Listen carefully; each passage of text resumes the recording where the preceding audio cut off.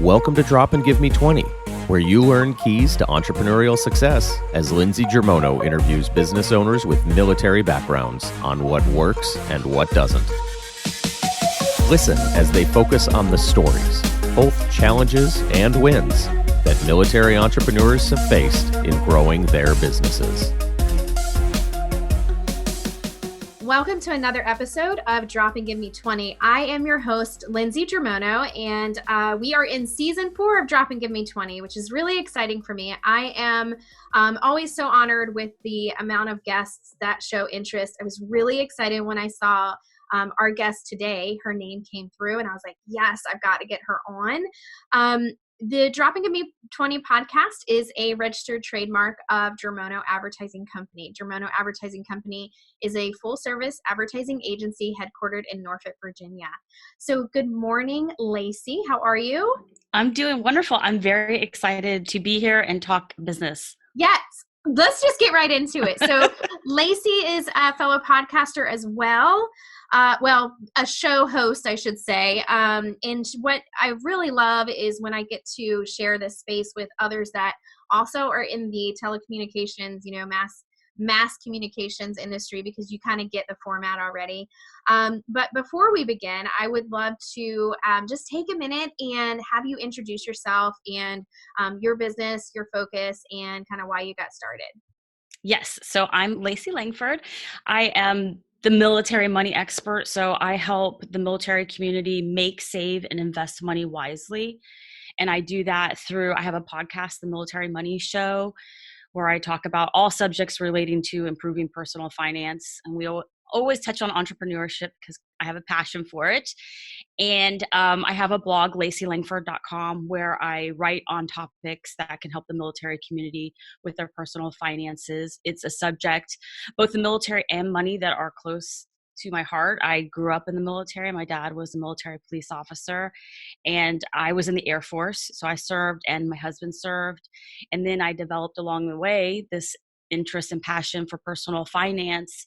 And I started a business actually out of frustration of being a military spouse. It was very difficult for me to work as a financial professional and maintain my husband's career with the deployments, the training, and we have 2 children. So there was a lot of juggling. And one day I was just like, you know what? I'm going to make something that I can take with me, and that's mine. And I don't have to keep restarting every time. And that's kind of how I fell into this whole thing. And I think that many of our listeners can relate to that. Lacey, first, thank you for your service. I need to say that. And thank you again for coming on today. It's always an honor to have guests like yourself. So I really appreciate that. And love that you touched on the frustration part of, I started this because I was frustrated. Can you share a little bit about that with us? Yes. Actually, more the word that comes to mind is pissed. All right. I love that. Yes. I was trying to put it nice at first. That's okay. We don't have to do that. I don't know if we were there yet.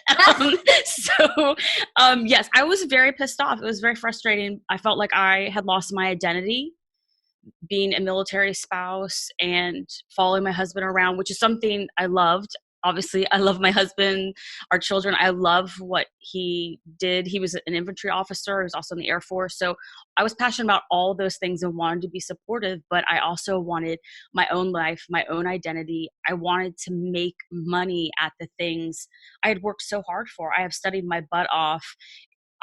Can answer questions quickly about money, but it took me 15 years to get to that point where I could just answer your question quickly.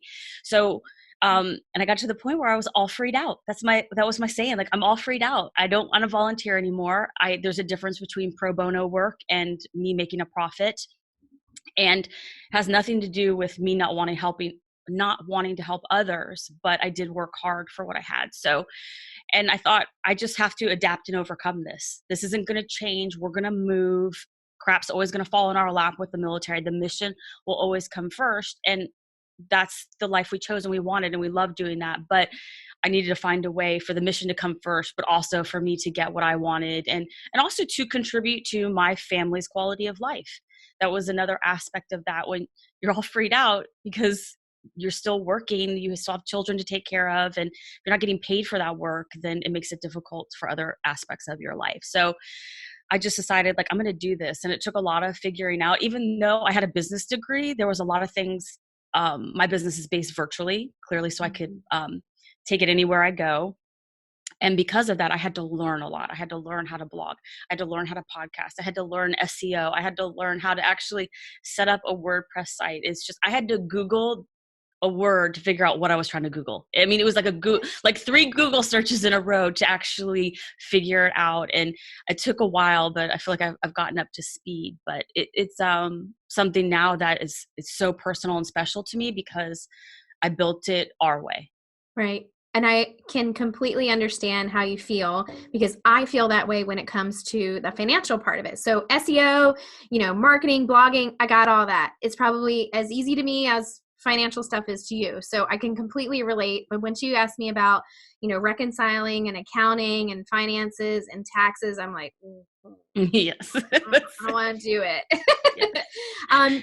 So when we start with kind of talking about the different topics, of the podcast, one of the ones that I cherry picked for you was saving time and planning ahead. So as we start looking at, our businesses and, how important is that? And the reason why I selected you is I'm like, well, somebody in the financial industry certainly can attest to, the importance of saving time, planning ahead.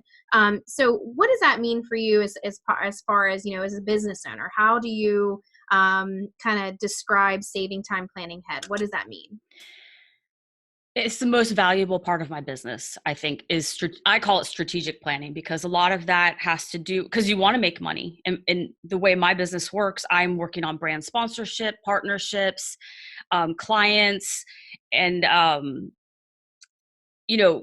you can't just wing it with that. That has to go into people's budgets to be able to get in your budget. So you have to get ahead of the curve on that. And if I'm not planning ahead on how I'm going to make that happen, then I'm always behind the money. So I didn't really get that clearly in the beginning, but it didn't take me long. If I wanted to make money, that I had to get organized, I guess is the best way to describe it. So when I think of planning ahead, the biggest parts for me are setting goals because you have to know what you're working towards. The second one is action planning. What are the steps that you're going to take? What are you going to pull the trigger on that's moving the needle? And then the third part is creating strategic partnerships. So or for other people, that might mean like, how are you going to make the money? How are you going to get it in your bank account? And that requires a lot of planning ahead. So those are like the three big ones because those do ultimately come down to making money. You said something I want to go back to, and I can even if you can't capture it in the moment, I can rewind it like it's a VCR. Yeah. That's old school. I can rewind this yes. and play it again. You said something like to get into their budget. You said something like to get into their budget, you've got to plan yours. Yes, to get it in your budget, you need to get in their budget. I love that. Yes. So I didn't get that at first, especially if you're working with major companies, that their planning goes out a long time in advance. It's like working for the government. So they have to budget. They are meeting, the needs of shareholders or they're accounting to somebody. And so that has to be major planning on their part. And so I like to let them know in advance, this is, how I want to work with you. Like, for instance, I've already sent out a lot of stuff for 2020 because I want to get on your books for 2020. I want to know ways we can work together. And if I'm waiting until January, February, they've already allocated their money. Yeah. For those that are listening, this is being recorded in December 2019. So they're probably listening to this in 2020 and they're like, wait, what? Sorry. No, it's okay. Sidebar. It's December 2019 right now, which I agree with you because, and from the marketing standpoint, which is really all I know, again, if you ask me to balance books, I'm going to be like, ugh.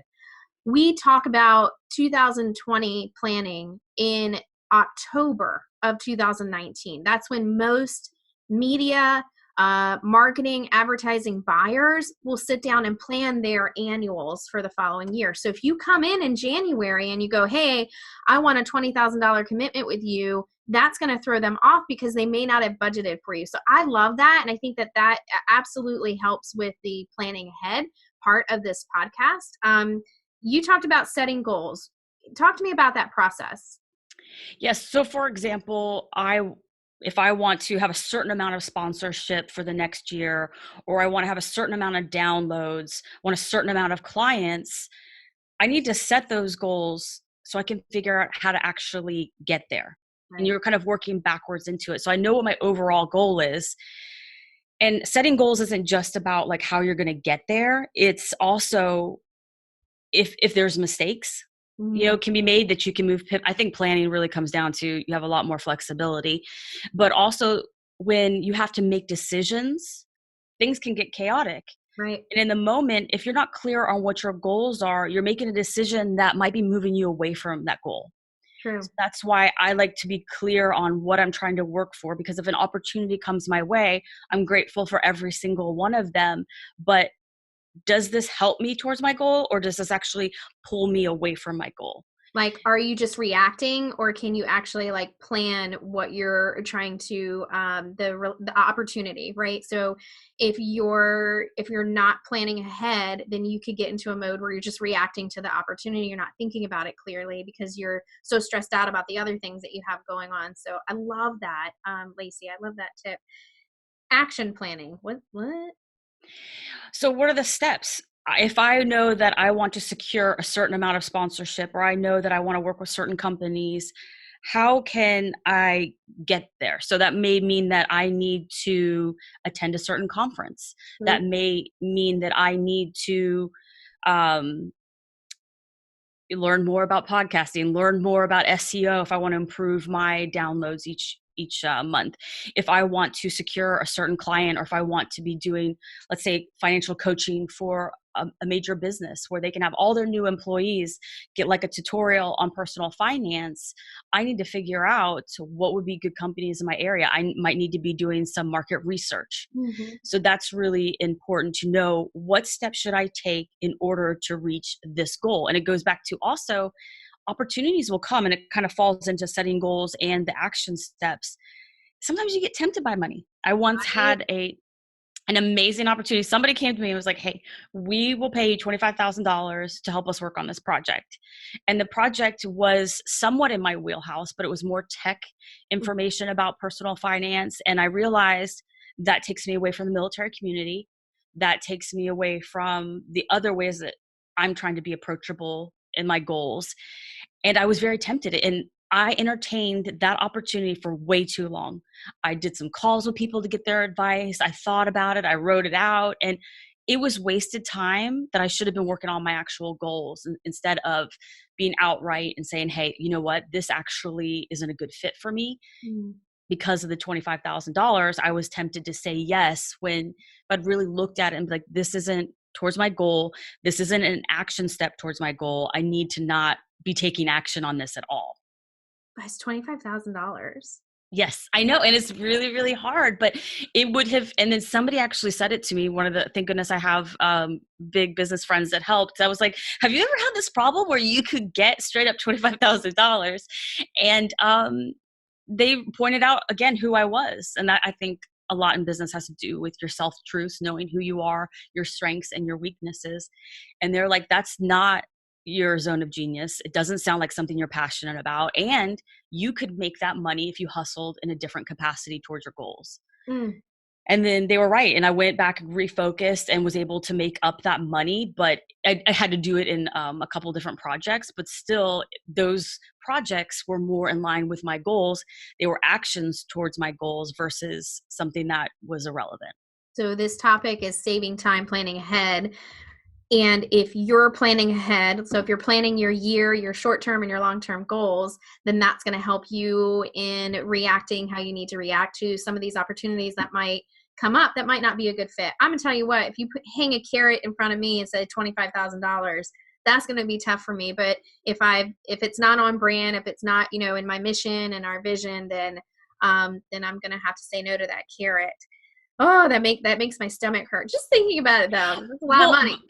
But if for example, if that it was a time consuming project, so that was the other hitch in the problem or the situation. But if I had been quick and I could have earned that $25,000 and it gone towards reaching my goals for that year, I probably would have taken it. Like if it, again, fell in line with reaching my goals or an action that would help me reach my goals, I probably would have taken it, but it had nothing. It was out of the wheelhouse. Yeah. Awesome. I'm thinking about a time that happened to me and it didn't feel right. Like I was trying to make it work. I was trying to like spin all the wheels to like, yes, this is justified. I should do this, but you got to say no. And the other thing too is when we talk about like saving time and planning ahead, every meeting that you're in is costing you something. That lunch appointment that you take, that coffee appointment that you take, that, hey, do you have a quick second for a call so we can get to know each other? That is an hour or an hour and a half away from something else that you could be doing to stay on track. So there's no issue to say, you know what, I can't take this right now. This isn't a good time. Because the more you take those things that are not in your setting goals and your strategic planning, the further away you get from those goals and those planning, right? And the other side too, take the meetings with the people that you're trying to develop those relationships with, right? Yeah. Definitely. I will say I learned this actually from one-on-one coaching and trying to get clients, but it applies to major sponsorship, other aspects of my business. But very simple level is that I realized if this person doesn't refer me, if they're not a good referral, this was all for naught. Right. So saying like taking a client that I know is going to be difficult, I know that I'm never going to please them. Yeah. That's not a good client to have because they're not going to go out and be my advocate. They're not going to go out and say, Lacey did a fantastic job on this. And I felt like in that case, even though it was much bigger money than a one-on-one client, I might not have knocked that one out of the park. And that would have been at a larger capacity that it may not have been the reference that I wanted for my name. One of the things that you shared too, there's like a Google form that we send out for people that are interested, and it's really just to capture their name and information. But one of the things you typed in, I don't know if you recall this because it was a little bit ago, was create systems and processes for your business early on to help manage the workload and growth. And so all of these things are systems and processes. It doesn't have to be, I think people read that or they hear that and they're like, that's technical. And I'm like, no, your systems and processes can be just creating order, right? Yes, that was one thing I really wished I would have. I guess I couldn't have redone it because in the beginning, you don't know. You're creating something from nothing. It's imaginary until you build it, and you don't know what process you need. You don't know the system. So for instance, when I do a lot of outreach, I'm asking for sponsorship. I'm asking for campaigns, things like that. I can't reinvent that wheel every time. And so now I have a lot of Google Docs to say, if this happens, then this is the document. So I can cut and paste and personalize. I have a system for when I receive podcast guests that I learned that also through coaching is a what to expect. A lot of times people have no idea what to expect with a podcast. They have no idea what to expect with financial coaching. They have no idea what to expect how it is to work with Lacey. So I have these documents that just go out and it reduces questions. So I'm not having as many emails. I use Airtable. I'm obsessed with Airtable. I use it for everything to manage all aspects of my business. I don't do this. And I think that I'm going to I might message you, like sidebar message you after. And because when we onboard a client, we're doing it, it's a very relationship driven thing. So sometimes every client is different, first of all. And so what we need from one, but I have never done the here's what to expect document. And I love that. Yes. You can edit this out if you don't want to, but I was doing so many emails. And so every time somebody asked me a new question that wasn't in my what to expect document, I would go and add it or fine tune that point because I'm like, I wasn't clear enough for them to understand it. A lot of times people don't know my personality or how it all works, what I want. And it also has all my links in it. So I'll send you my example later, but so now I do one email. When I do all the outreach and I say, I want you on my show. If you want to do it, here's all the information. I love that. Yes. I love this. I'm not going to edit that out because I think people need to hear that. I don't have this for the agency, and we're 6 years old and I should have something like this. Oh, yes. And also too, when I work with big brands or even my editor for my podcast, who I love dearly, I gave him a what to expect document. So he knows how to handle Lacey Langford in good times and bad. The way I communicate, I'm very direct. I hate it when people beat around the bush. I don't take things personal. So I'd rather you just give it to me straight. I'd rather him tell me you look like an idiot than it go out to the world and you look like an idiot. Yes. And so I do that with a lot of relationships now. I send it to them when it's getting down to the final deal to be like, hey, this is what I'm about. If you're on board with that, that's cool. I just want you to know this going into it, because there are going to be bad times. And that way they know the best way to communicate with me is to pick up a phone and call me. Don't try to put in an email where you lose tone of voice. True. So very helpful. Love it. I want to talk about that last point, the creating strategic partnerships. And you've thrown around partnerships a lot in this podcast. So I think that might be something that our listeners are, as it pertains to saving time and planning ahead. What does that mean to you? Again, you want to be ahead of the curve. You don't want to wait till the last minute or you're in the moment, especially if it's a partnership, because you have to be considerate of their time, their goals, their business, or what they're working towards. And partnerships could mean doing, somebody giving you referrals. That could be somebody sharing your work online. That could be somebody paying you a lot of money for consulting. There's a lot of things that can come under a partnership, but knowing who you're going to be working with and securing that money comes down to the partnership. A lot of the ones I do, I have to do a lot of market research. So if I'm trying to work with a company, there's a reason why I want to work with that company, because I feel like they would be good for my audience, which is the military community. And I'm super, super protective, almost to the point where I would lose business over it. And so I want to make sure what they're putting on social media is in line with what I'm doing. What goals are they working towards? So it could be a lot of research, and I need to do that well in advance in order to secure that partnership, but also to give them a good pitch to say, hey, I know these are things that are important to you. This is also important to me and my audience, and this is a great way that we can work together. And those are things you can't wait till the last minute. And that comes down to money, and you want that money coming in. If you're not planning ahead on how you're going to get the money, setting your goals, building the action steps for it, and creating those relationships to actually execute on all of those other steps that you're doing, you're going to be missing out on that money. So being ahead and planning is super key. It's not only key for the money, it's also key for your mindset and your stress level. Is that if you are waiting to the last minute on everything, it's going to impact you personally and professionally. It's going to seep into your family life, and it's going to make it stressful, because now you're like, I don't know how I'm going to get the money, or I've lost out on this relationship that maybe could have turned into something bigger. So definitely partnerships are big. You only have you to thank when you're in that situation, because you didn't take the time to stop maybe a half a day and sit down and work on your business and be a business owner, and not someone who's just flying by the seat of their pants. You cannot do this and have a successful business. It has to be a very I'll shut down the agency for 2 days so we can work on content if it needs to be. Like, you have got to get your stuff together. Your S needs to be together. And, you've got to treat your business like a business and stop treating it like a little side hustle or something. Even if you're working from home, I don't care. But saving time, planning ahead has got to be a part of your motions, that every day, every week, whatever that means for you. Lacey, I love that we've talked about that, and I feel like we could talk about this forever. I told you 20 minutes is going to go by so fast. So is there anything else that you want to share before we, close the podcast up? I would just say put it on your schedule. That's also very important. And you should be putting management of financial needs for your business on your schedule.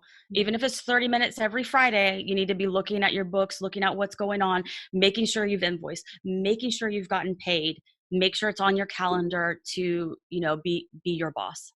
I like money, so I like looking at my books. I also like looking at it so I know how to project in the future if we have a really big month, but I know that there's going to be a lull because of the cycles of marketing. I need to plan for that. So, and I also have employees I need to pay. So if we're in a dip, I need to know that I've got, the income so that I can make that payroll. And that's really important. That's being a business owner, y'all. So having those tough meetings with yourself, but it also frees up so you know that your stuff is together, and then you can have fun and the nuances and the day to day. You said something about having a plan. If you can see behind me, those that are listening to this on a podcast player, you won't be able to see this obviously, but we do have a video recording of this that we upload to Facebook and YouTube and all the things. And behind me, there's a calendar. So we have a monthly calendar that just shows, what the agency is doing. And I'm also going to show you, I also have this bad boy, which is my paper planner. So not only do I do those two things, but I'm a super freak and I have it also digitally. So I have it on my Outlook calendar and it helps me stay organized. So I know when something's coming up and I can plan for that. You've got to do that in your business. Lacey, I am so appreciative of you and all of the tips that you shared today. Tell us how to contact you or where to go to follow, Lacey Langford and the Military Money Show. Yes, LaceyLangford.com. That's Lacey with an L is the best way to find me. I'm also, the podcast is there, and I'm also on Twitter as @FinanceLacey and the Military Money Show. Awesome. Thank you so much for your time today. And for our listeners, please go and look up LaceyLangford.com and the Military Money Show to connect with Lacey. I'm sure she has a lot of other things to share with you and other resources. And I cannot wait to share this episode. I think it's so important. I may have to move this up to the beginning of the year. I mean, this is fitting. So thank you again for your time and being a guest on the Drop It Give Me 20 podcast. Thank you for having me.